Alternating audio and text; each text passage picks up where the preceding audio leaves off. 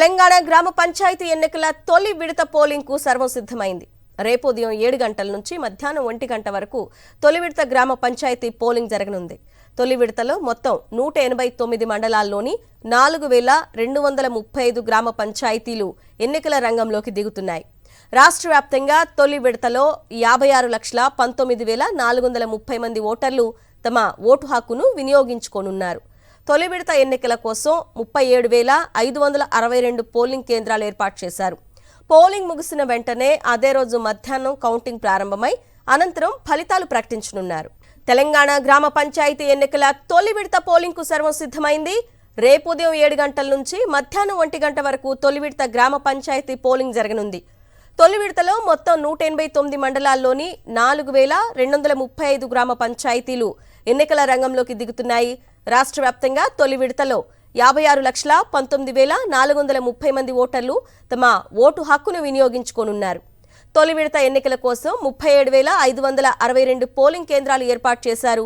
Polling ముగిసిన వెంటనే అదే రోజు మధ్యాహ్నం కౌంటింగ్ ప్రారంభమై అనంతరం ఫలితాలు ప్రకటించనున్నారు. ఇదే అంశానికి సంబంధించిన పూర్తి సమాచారాన్ని మా ప్రతినిధి శేఖర్ అడిగి తెలుసుకుందాం.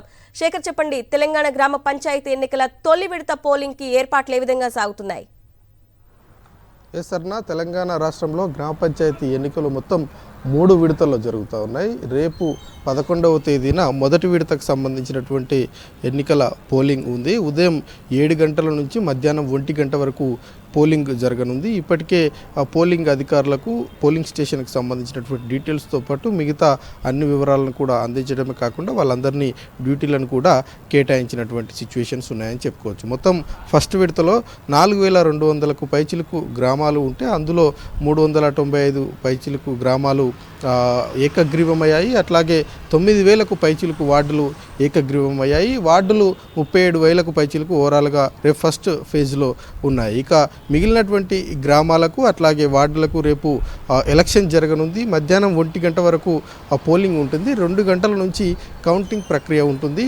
కౌంటింగ్ తర్వాత వెంటనే సర్పంచ్కి సంబంధించినటువంటి రిజల్ట్ను, వార్డు మెంబర్లకు సంబంధించినటువంటి రిజల్ట్ను ప్రకటన చేస్తారు. అదేవిధంగా రిజల్ట్ ప్రకటన చేసిన తర్వాత ఉప సర్పంచ్కి సంబంధించినటువంటి ఎన్నిక ఉంటుంది. ఇక ఓటర్లను పోలింగ్ బూత్లోకి రప్పించేందుకు ఆయా గ్రామాలకు సంబంధించినటువంటి అభ్యర్థులు నానా పాటలు పడుతున్నారని చెప్పుకోవచ్చు. సిటీలలో ఉన్నటువంటి వాళ్ళు కావచ్చు, లేదంటే ఆ గ్రామం అవతల ఉన్నటువంటి వాళ్ళందరినీ కూడా గ్రామాలకు రప్పించేందుకు పెద్ద ఎత్తున కూడా ప్రయత్నాలు చేస్తున్నటువంటి సిచ్యువేషన్స్ ఉన్నాయి. వాళ్ళకు రవాణా సౌకర్యాలతో పాటు ఇతరకు సంబంధించినటువంటి అంశాలన్నింటినీ ఏర్పాటు చేస్తున్నటువంటి పరిస్థితులు అయితే ఉన్నాయి. ఇక 144 సెక్షన్తో పాటు ఎలక్షన్ కోడ్ ఇప్పటికే అమల్లో ఉన్నటువంటి నేపథ్యంలో పోలింగ్ బూత్కు సరౌండింగ్లో దాదాపు 200 మీటర్ల వరకు 144 సెక్షన్ ఉంటుంది. అదేవిధంగా ఎవరిని కూడా అలౌట్ చేయనటువంటి పరిస్థితులు ఉంటాయి. ఇక ఎవరైనా నిబంధనలు అతిక్రమించినట్లయితే ఖచ్చితంగా చట్టపరమైనటువంటి చర్యలు చేపడతామని ఇప్పటికే ఎలక్షన్ కమిషన్ ప్రకటన చేసింది. ఇక